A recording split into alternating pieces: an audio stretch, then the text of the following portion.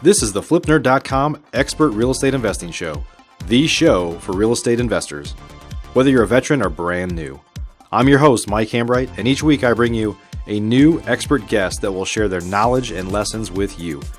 If you're excited about real estate investing, believe in personal responsibility, and taking control of your life and financial destiny, you're in the right place. This is episode number 354, and my guest today is Scott Meyers, the nation's leader in self-storage investing. Now, if you own single-family or multi-family rentals, you're going to get excited about learning more about rental investments where you don't have to deal with tenants and toilets and tenant laws, okay?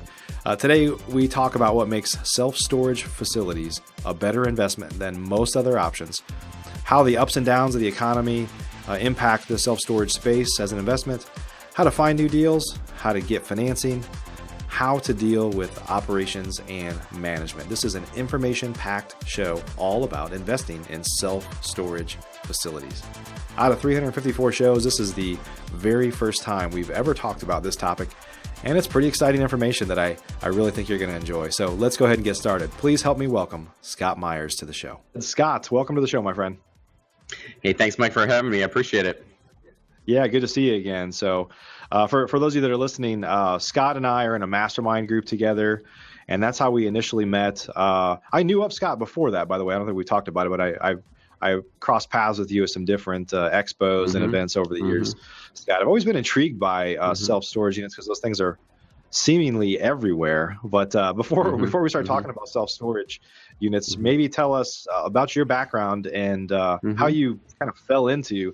I don't know if you fell into it or if it was strategic or not, but kind of how you got into self-storage. Yeah, sure. You want the long version or the short version? Do we have 2 hours or 25 minutes? Well, maybe we'll have a part 2 later for the longer version. Yeah. Okay, I'll keep the short version. So, I started in real estate in 1993, and I think like most people started out buying single-family rental houses, and that was going to be the hedge for my retirement. And so I started buying lease-to-own properties and realized that, the cash flow and the free time that all the gurus had talked about really wasn't there. So I thought, all right, I just need to work harder and smarter and ramp things up and start buying apartments. And the more units I have, the economies of scale would catch up and have a property management company to kind of run all of this.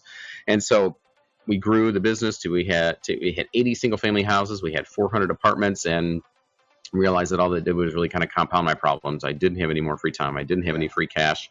And this was about the time in 99 with the recession prior to this last one, where the government was trying to spark the economy by implementing all these programs for first-time home buyers. And so anybody that could fog a mirror was able to go out and buy a house. And so all of our tenants left, and it just put us in this place where we were really struggling. And so trying to turn that ship around, sell our houses and apartments, I didn't really want to get out of real estate because I loved it for all the reasons that everybody on the show loves it. Appreciation, depreciation, you put people in it, they pay down your basis. But I just, if it weren't for the tenants and the toilets and the trash, I could probably make some money in this game. And so the only way to do that is either, tenants. Yeah, those pesky tenants, customers. So I looked at, the only way to do that is then parking lots, or perhaps self-storage. And so I started looking into this. This was actually the second time I looked at this, and this was my wife's idea to look into it several years earlier, and I didn't because I was too proud because I thought, those storage sheds, those metal boxes, we are sophisticated. We have apartments and we have indoor plumbing, and, I couldn't be bothered with going down the real estate ladder. And lo and behold, when I started looking into self-storage, the more I researched it, the more I found that, the best kept secret in all of real estate and the most profitable sector, was not in the gleaming, class A apartment complexes or office buildings. It was at the bottom end of the spectrum in these 10 by 10 metal boxes on concrete slabs. It was the most profitable with the least amount of work. It's the fastest growing sector in all of commercial real estate. And it continues to do well to this day. Yeah. Yeah, that's awesome. And so we talked a little bit about kind of why self-storage there. So let's talk a little bit about why self-storage is moving so fast. Is it just Americans that doubled and tripled the size of our houses over the last several decades, and now we need yet even more space to store our stuff, or what's going on there? Yeah, that's one of the reasons. Back in the post-World War II housing, from 1945 to 1960, the houses that were built were 980 square feet with no garage. And today, the average square footage is almost double that. It's just shy of 2,000 square feet, and we have 2.3 car garages. And back in the 70s, which was the big boom in self-storage, the most built unit in these facilities was a 5x10. Today, it's a 10x15. And so, yeah, we just, as a consumer in the United States, we just have this insatiable demand for our stuff, for storing it. But there's also a number of other factors that create demand for storage as well. The baby boomers probably being the best example. They own one or more houses, so they're snowbirds, and so they store their stuff up north. When they move down south, when they move from down south, they put all their good stuff in storage so that the people they rent their homes to won't ruin it when they come back north. They if they've retired well and planned well, they've got boats and RVs, and the subdivisions, new homeowners associations, they won't allow you to park those in those subdivisions. And so we as an affluent community, we have to have a place for those. And then as the boomers age, they downsize when the kids leave, they downsize again when they go into assisted living, and then downsize again when they pass on. And but all their stuff goes in storage from the estate and the probate in some cases, or the kids just don't want that stuff, but they can't get rid of it for sentimental reasons, so it all goes into storage again. So there's a number of factors, and we're storage is really, we're in the trauma and transition business, and we are becoming a more transient society, and when people do pass on or when they move, that creates a need for storage. And so all those factors combined, plus the fact that it's tied to the population growth. 1 in 10 households rents one or more storage units, and they have since the beginning, and so that's just kind of a constant for growth. The reason, to answer your question, and one more point from the reason why you're seeing so much more right now is because we've had a lot of pent-up demand through the last recession, where the banks weren't financing any development of any kind. And then all of a sudden they opened the purse strings again, and self-storage had the huge, the largest pent-up demand. And so that's why we're seeing a lot of development just to keep up with the demand. So a number of reasons why. Yeah. So that's awesome. So, and you made me think of something while you were just talking there. There are obviously, I guess obvious now, different types of self-storage, right? There's the units where, of course, there's different sizes, but I'm used to the shed style where you kind of put your stuff in, but there's also kind of boats and RV storage, and sometimes they're one and the same, right? But maybe share your thoughts on, you probably know even more than I do, that I just mentioned, like different flavors of self-storage that are kind of out there. Yeah, so the traditional, what most people are used to seeing, are the single story metal buildings with the corrugated doors, multiple buildings on 3 or 4 acre parcels that are littered all across the country.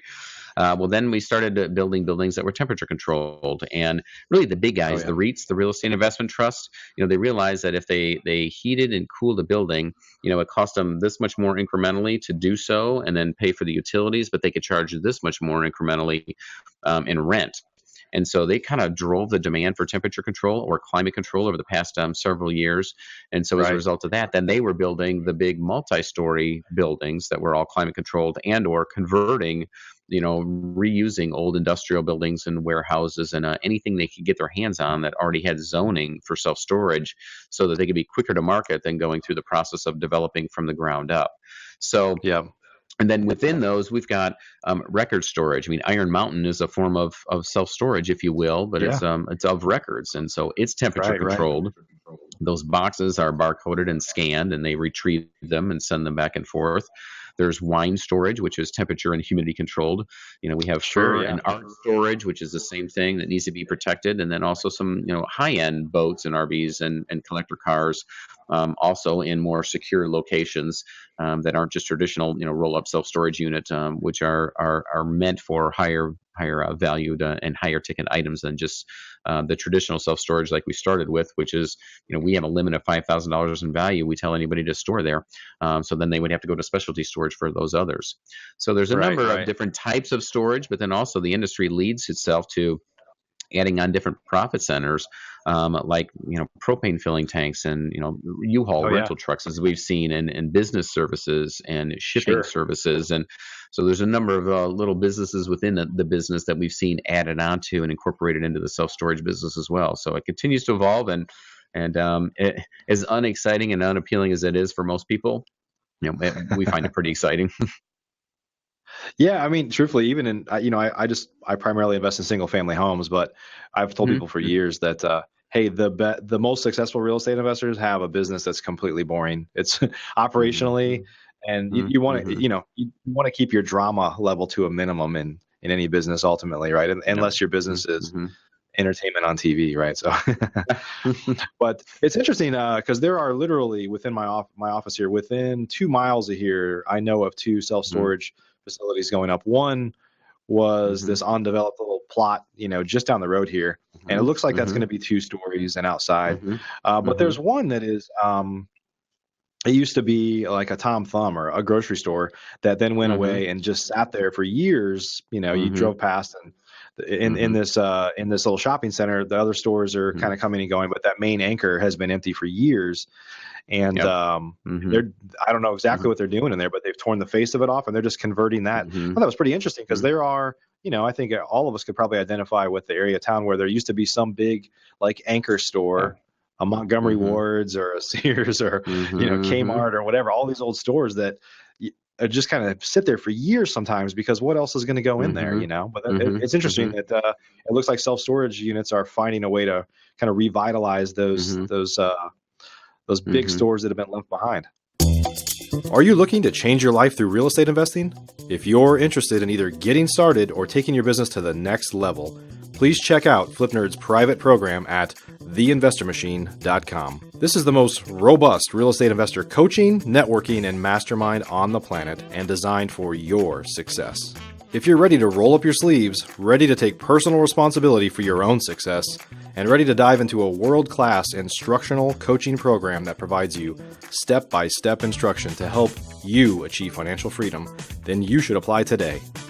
Spaces are limited and candidates are only considered after an application and interview process. Our 12-month investor program is unparalleled. Think you might be a fit? Learn more today at theinvestormachine.com.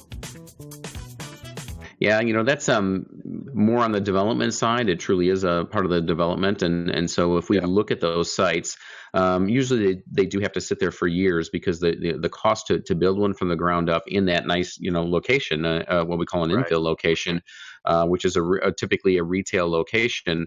Many times it doesn't make sense that the amount of rent that is generated in self storage is as much as it is from retail or hotels or restaurant. Sure. So you got to get the building for cheap. So yeah, typically it's something that has been sitting for a while. But if we can find those and they have zoning, then that is one of the perfect reuses for it. And yeah, we can build in the parking lot, we can build out on the inside, and it's just again much quicker to market if we can find those. And we're pretty excited. Buying existing is obviously the quickest and easiest way to get into the business and to finance it because you got historical cash flows. Conversions being the second, and then building from the ground up being the third, because it is such a dramatically longer time period until it begins to cash flow. So the play for us right now is really to find those vacant warehouses and office or industrial buildings that we can convert. And that's we're all about those, and we're seeing a dramatic change in the way we buy things. I mean, Amazon is taking over the world, and anything that we can buy online and have it drop shipped. We're seeing a huge change in retail, and we're going to see more and more in the future of these different types of retail outlets, including the grocery stores that are going to go dark and vacant, which are going to be perfect opportunities for us to take advantage of and repurpose. Yeah, that's awesome. Well, let's talk a little about the market. So, we you're the only out of 354 shows. In fact, I don't even know anybody else personally. I'm pretty well connected that is a self-storage investor that I can name other than you. So this is the first time we've talked about this topic on the show. We talk a lot about single family investments, and it's no surprise that the market is very competitive right now across the country in single family homes for sure. So there's a lot more competition, a lot more and people that want to be investors. There are massive kind of buying groups like Open Door and stuff like that are making it more competitive for individual investors and mom and pops and things like that. So how is and of course the market is doing better than it has been in certainly many years. So how is the economic climate right now impacting the self-storage space from an investment standpoint, and what sorts of cycles have you seen in the self-storage space? Yeah, first of all, the beauty of storage is that it is basically inflation proof and recession proof. We continue to go up and to the right when times are good. People buy more stuff, and so they need to store more stuff.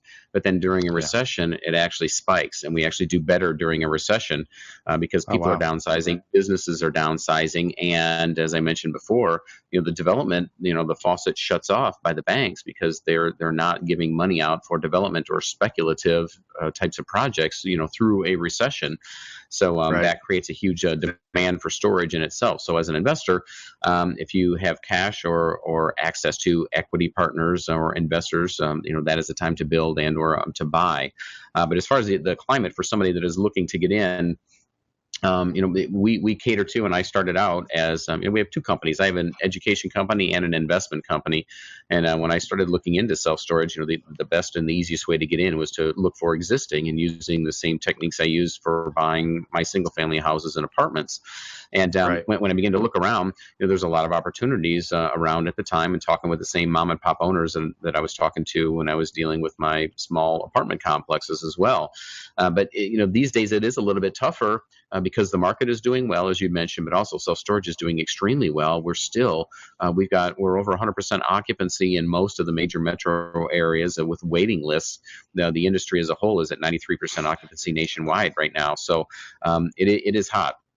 If you look at the performance of self-storage over the past 36 years, there's a lot of investors now that, if they're looking, for the folks that are looking to turn, we call it to turn pro, to graduate, and no offense, Mike, to you and your folks, but looking to get into commercial, this is the asset class. It beats the returns you can find in anything else, from apartments to medical to office to industrial to retail, you name it. So there's a lot of eyeballs on self-storage right now. So that being said, it's very competitive, and you can get into self-storage for the same amount as single family houses in many areas. I mean, we can buy these things for $100,000. So it's becoming competitive. So therefore, we as a company, we're looking more towards some development and turnaround opportunities, or the ones that the banks can't easily finance, because those are slam dunks right now. If it's a deal that's cash flowing and looks strong, no risk, the bank takes it on. Well, we don't want those anyways. They're not really priced right. But the more difficult deals that require cash or equity investors to come in, those are the ones that we're searching for, the value add that we can turn around. So the market is competitive, much like single family and other forms of real estate. It is especially hot in self-storage because it is so profitable right now. But we're finding ways to uncover. We don't look at the traditional sources and give up like most people do, the low-hanging fruit. And we've got a number of ways that we find these deals even before they come to market. And so we're still plodding along just like we always have, but also focusing a lot more as an organization on development and conversions at this point. Yeah. That was going to be my next question, is kind of how do you find and I guess there's a lot more development type stuff going on than in the past. So when you're trying to develop a new property, talk a little bit about how you find the locations. Is it just kind of population growth patterns, or how do you determine where a good place to build is?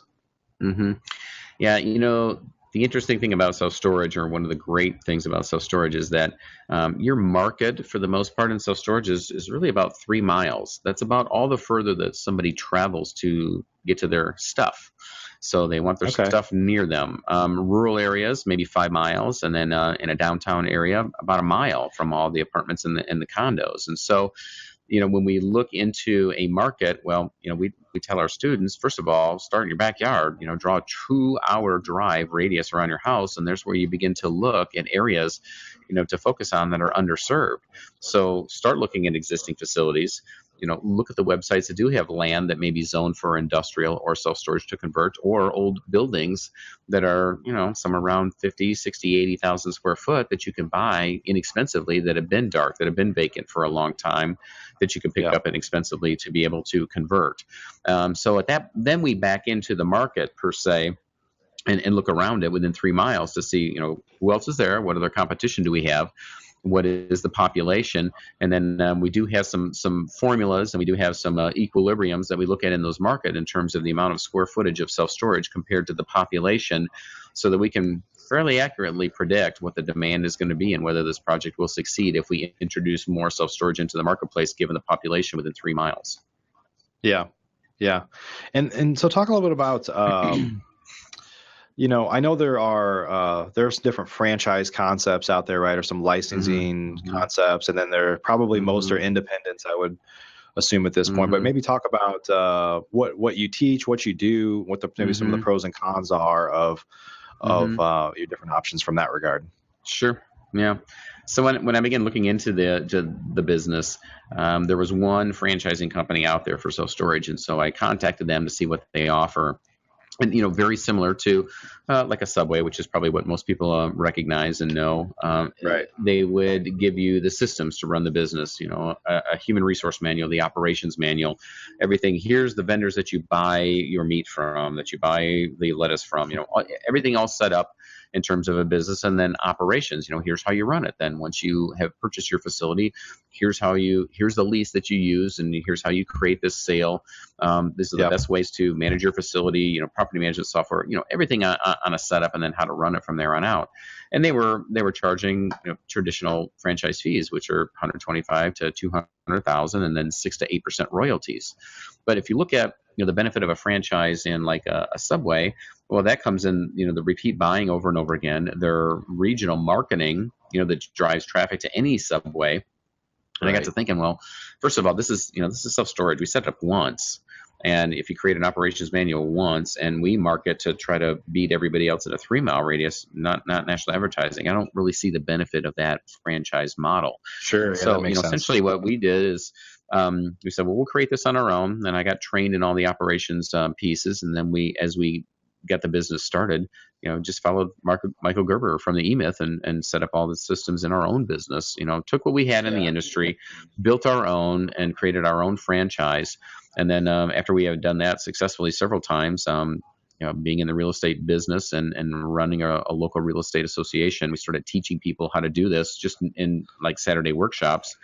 And then, lo and behold, one of the agents for the national speakers called me and said, hey, we understand you're the guy in self-storage, and we want to put you out on the circuit, if you will, and have you speak to these other locations. And, if you could package up everything you've done in your little self-storage franchise and how you educate people to do this, we think we could keep you busy. And so we did, and it worked. And then thankfully, I think I have then 2 60-hour-a-week businesses, the investing side and then the education side. But so that's how the genesis of that. But now we've kind of scaled back the hours on both and blended the two, where we teach people how to do it, but only the right people that we hope to partner with someday, and then we truly go into partnerships on deals. And then and so that's, now to answer your last question, that's how we find the properties, is that we have taught and trained a whole bunch of folks how to go out and find these opportunities. Right. And then if they bring us into those partnerships, that's where the lion's share of our deals come from these days. Yeah. And in terms of, I guess most people at this point, when you're looking at population, so do you, for example, you have a lot of different facilities. Do you kind of, I don't know what the proper terms are here, but kind of the general type that we talked about versus the specialty where you're climate controlled and doing,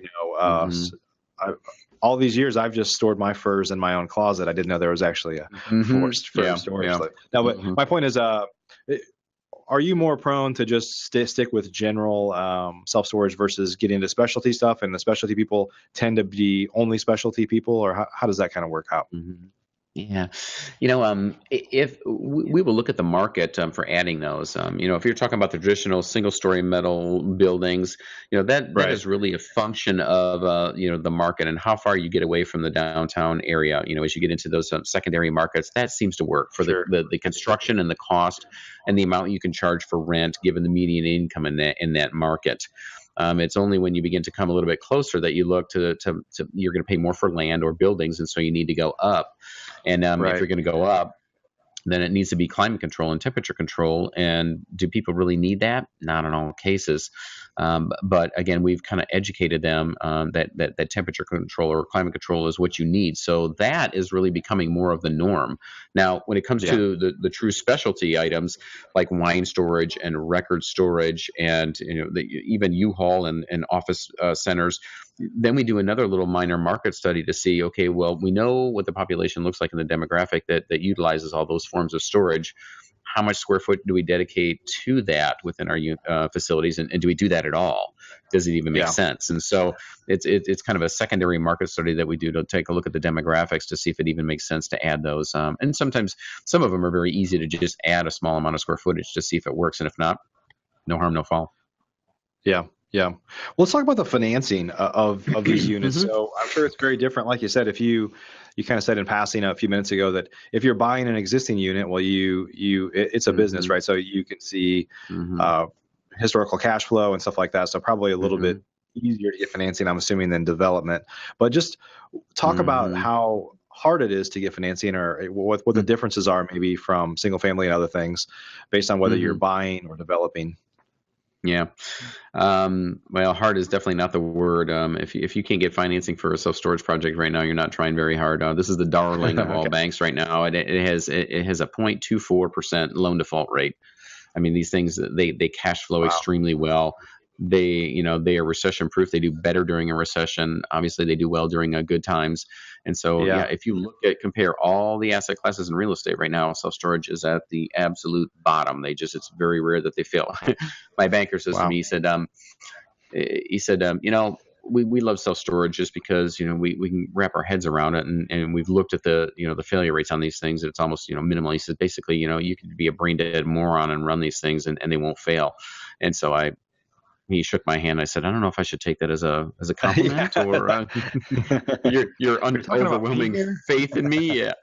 But at the end of the day, banks, credit unions, community banks, especially the folks that portfolio their loans that are staying local, they are clamoring for self-storage deals right now because they don't package them up and sell them off. And so they're trying to get as many as possible so that when the next recession hits, their balance sheet is going to look long when they do have to start, bailing out and selling for pennies on the dollar all the houses and apartments and all the other forms of real estate that fail during a recession. So it's fairly easy to get financing right now on a self-storage project, plus the fact that they're underwriting it based more on the project itself than the borrower. I mean, they're still looking at the borrower, but at the end of the day, if a bank gets back a single family house that was a rental or it's vacant, it's not generating income, then it's just a detriment. They have to keep it up and they have to blow it out and take a haircut.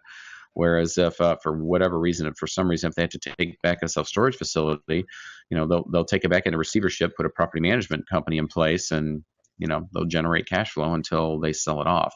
So from that standpoint, they're more guarded and more likely to take on an investment like that than some of the other forms of real estate.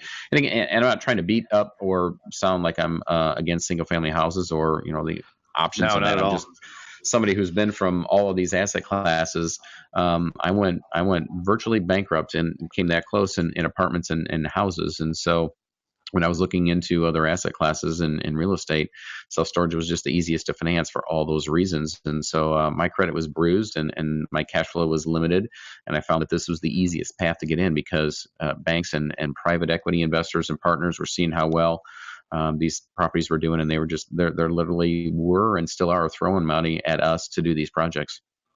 Yeah, that's awesome. Yeah. So interestingly enough, last night I recorded some content for another upcoming masterclass about rental properties, and I talked a fair bit about vacancy and turnover. We talked about like kind of A, B, C, and even D class properties, and the further down you go, the more likely somebody's willing to kind of they turn over more. Obviously, they tear your house up more. Yeah, lots of things that could happen. And so what's kind of what I've been hearing here as we've been talking is, hey, this is one place where your vacancies sounds like they're a non-issue for the most part.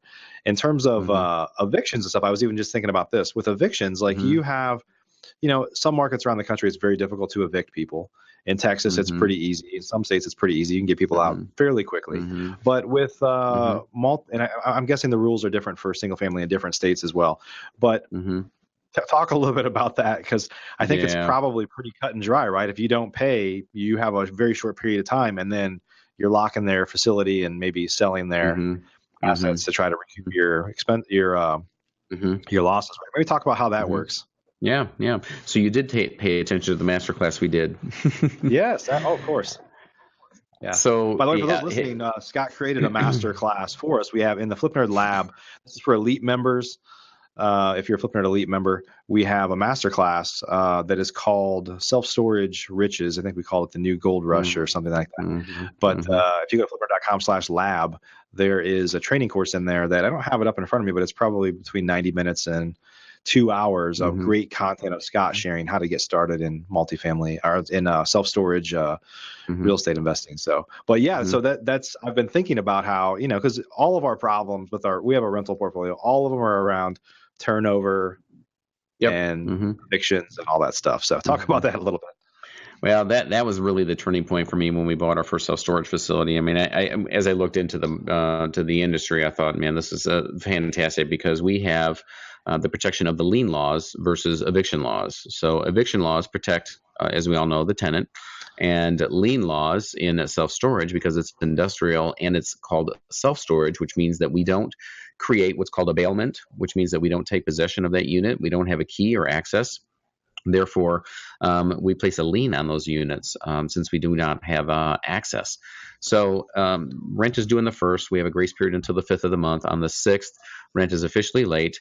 We put an overlock, which is another lock on their unit. There's a place for 2 locks. Every door manufacturer has a place for 2. It's a disc lock. They can't get it off with the bolt cutters or any other way. And the only way to get that lock off is if they come up and pay us, and we go out there with a key and they remove it. And if they don't pay us within 90 days, the lien law states that we send them certified letters along the way, letting them know that we've placed a lien on their unit. If they don't pay us, we have the right to sell it off. And so we send them certified letters to the second one, letting them know when that sale is going to be. And then after 90 days, then we take our lock off. We do grind or cut their lock off, open it up, and we auction it off. And we recoup a little, most or all, in some cases even more money at an auction than what was owed on that unit at back rent and late fees. Okay. Now, don't get excited if we make more on it. We have to send it back, certified check to the last known name and address, or it goes to the state or whatever. But in those cases, we got 100% of our back rent and our late fees. And then once that unit is freed up, not only do we get paid everything, but we take a blower, we blow it out, and then we move in the next person waiting in line in the office because we're 93% occupied. So, I don't know what your average turns are, Mike, but mine at the end of my tenant toilet days was about $1,300 and about 40 to 45 days before I got it rented again. So I'm sure our cost is rent and rehab fees. I think our time is probably maybe under that, but I think our cost is definitely over that, unfortunately. Yeah. Okay. So, so up to 90 days, but I guess some of it is just the mindset. Like, unfortunately, a lot of people, depending on what market you're in, have been trained to know that even if I don't pay the rent, I know I'm going to get evicted, but it's going to take them a while to get me out of here. But I guess with self-storage, like, people are, unless there's just nothing in there that they don't care about anymore, then they would, they have a much lower of a tendency, I would assume. The reason they rented a self-storage is because they have something of value to store there generally, right?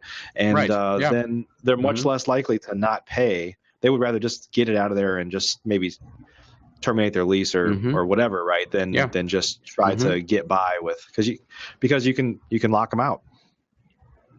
Yeah, because we can lock them out and we advertise it and we sell them off. And we perpetually run these about. I'm sorry, go ahead. So I guess you don't have, because you lock them out, like you can't see what's in there. So for all you know, they could have potentially removed everything and just stopped paying you, and you wouldn't know that until the 90-day period is up, probably. That is correct. Pretty rare, though. I mean, if they even have junk in there, they're going to take their lock off for the most part. But every once in a while, the stuff is off and the lock is on it. Why they would take their junk and then put a lock back on it, I don't know, but in some cases that happens, but very rare. But then in that case, we've gotten all their information, driver's license, usually credit card on file, which is how we do most of this stuff. And so the collection efforts are very, very simple and very easy for us to recoup that money. Yeah. So let's talk a little bit more about operations. We talked a little bit about some of the evictions and stuff, but so I know there are some. I have a few other friends that own some facilities, but I know that I've been around some where I know some of them are small enough to not have on-site management at all, right?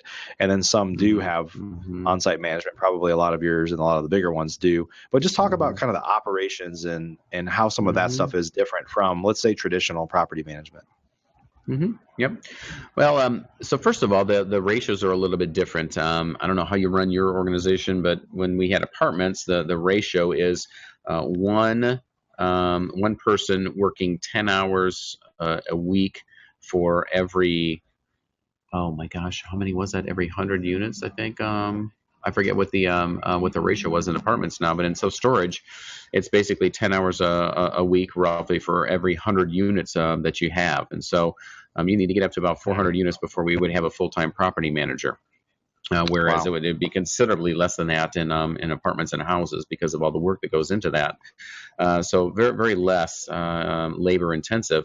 And at the end of the day, we're not chasing people for money. We're not writing letters about noise, and we're not showing apartments, if you will. It's very simple. Right. They all look the same. It's a box.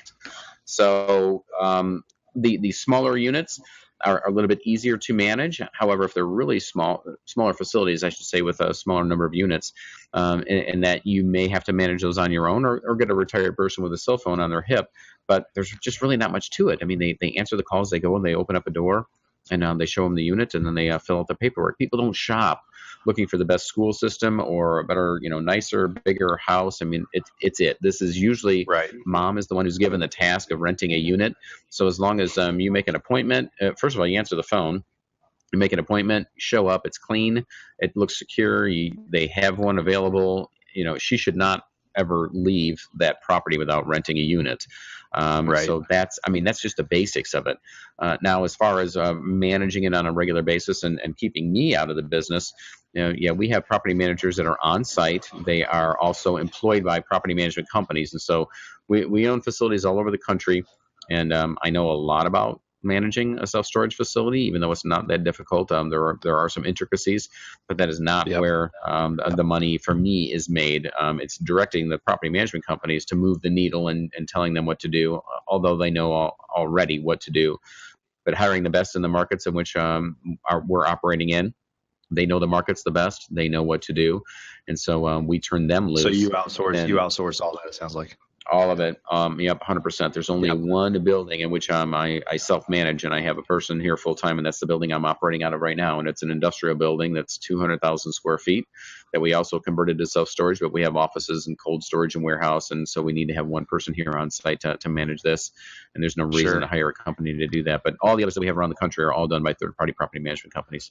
Yeah, that's great. And just to give some perspective, how do typically for single family units, which are, as we just talked about, more work, right? You're showing the property, you're dealing with maintenance issues, like all that stuff. A traditional property manager is probably getting somewhere in the 8 to 10% range of rent. So how does that compare for self-storage? I'm sure it varies a little bit, but just kind of ballpark, how's that vary? Yeah.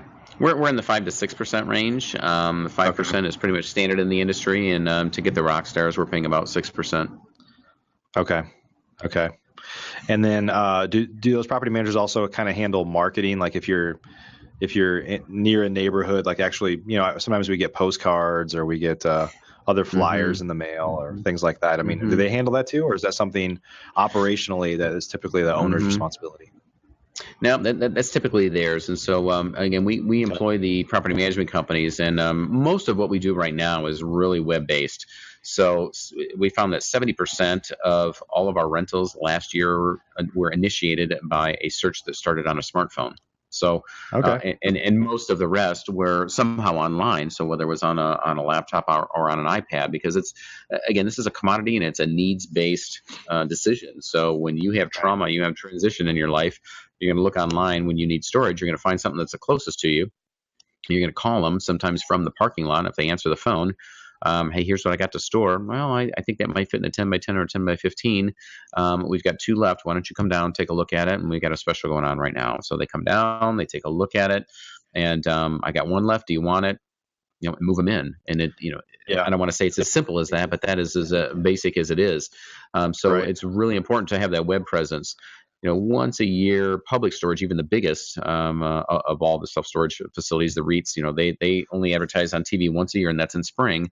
And they advertise the Dollar Moves You In special, just for those folks that are transitioning from one season to the next, cleaning out the garages or moving, college moves and things of that nature. They advertise at that point, and we'll piggyback on that. But it's not like you send coupons out like a door hanger or like even a Val pack in the mail, Right. for like a haircut. Everybody's going to need a haircut, every 3, 4, 5, 6 weeks. But you don't need storage until you need storage. There's it doesn't really spark that much. So we just need to be in front of them when they need it, and that's where we put our focus. And so that's why it's web based. Awesome. So Scott, just kind of final words here for those that are currently single family house investors like me, and they are hearing that they don't have to deal with tenants and toilets, and wow, this sounds really interesting. What's your kind of elevator pitch on how to get started or how to learn more about this? Well, if you want to dig in more to, the information that we had, you can go to my site, which is SelfStorageInvesting.com. And we have some free tutorial videos on there that kind of, they dig down a little bit deeper into the topics that we had mentioned. But, if you're really just kind of putting your toe in the water, look for existing facilities in the markets that you're already looking in for houses. Look for distressed facilities. You won't find as many of those, but everybody knows what distressed real estate looks for. I mean, that's what we're always searching for, correct? Houses, other buildings, So if you could just, train yourselves for all of you that are in the neighborhoods looking for houses, as you leave or as you're driving around the neighborhood and looking at the different businesses and what's going on, look at the self-storage facilities and walk inside. Pull the door, walk in, and talk to the person behind the counter. Most likely it's a manager, not the owner, but just ask them. How's business? We're looking to start our own real estate business here. We're buying a lot of houses. We're rehabbing, and we may need some use for our contractors here at the site. And just ask them. And on the way out, oh, by the way, this seems like a good business. Is it? Are you the owner?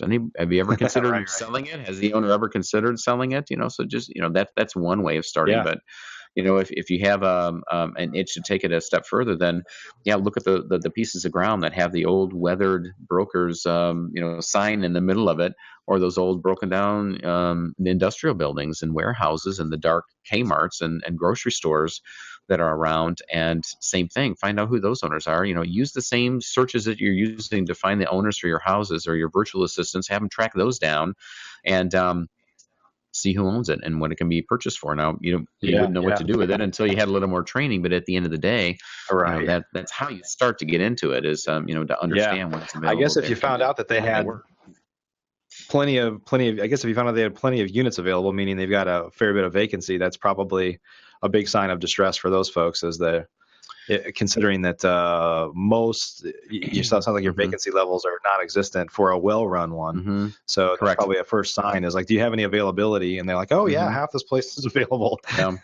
It could be, however, any manager behind the counter or owner worth their salt will never tell you that. They'll say, no, we only got 2 left. Do you want one? Oh yeah, so that's true. you may never know how much, they may have 50 available or 100, but we won't know that until we dig in a little bit further. Yeah, that's good. Scott, well, thanks for joining us today. Definitely good to spend some time. Thanks for sharing this information. This is good stuff. Absolutely. My pleasure. Awesome. And everybody, we'll add the link for self-storage investing for Scott's website down below. And then I'll add a link to our to the FlipNerd lab, where we have a masterclass. Scott shared some of the same information as today and went into a lot more detail. And we have some printouts and some handouts and stuff that you can use to take notes on and learn a little bit more. So we'll add a link to that master class as well. And everybody, thanks for joining us today. This is episode number 354 with my friend Scott Meyers. We'll see you soon on another upcoming episode. Thanks so much, everybody. Have a great day. Thanks for joining us for this episode of the FlipNerd.com Investing Show. If you're not yet an elite member of FlipNerd, you're missing out. We have tons of great training, including a new detailed master class published each month and live training webinars with experts twice a month. Plus, you'll get access to all of our archives, where we already have a growing library of master classes and other training videos. Elite members also get membership in our incredible online mastermind group, where many of the top real estate investors from across the country, including many of the hundreds of guests I've had on the show in the past, are already members. Whether you're brand new, looking to get started, or a veteran, you simply must join today. I promise you won't be disappointed. To learn more or join today, please visit flipnerd.com/lab. That's flipnerd.com/lab. See you on the next show.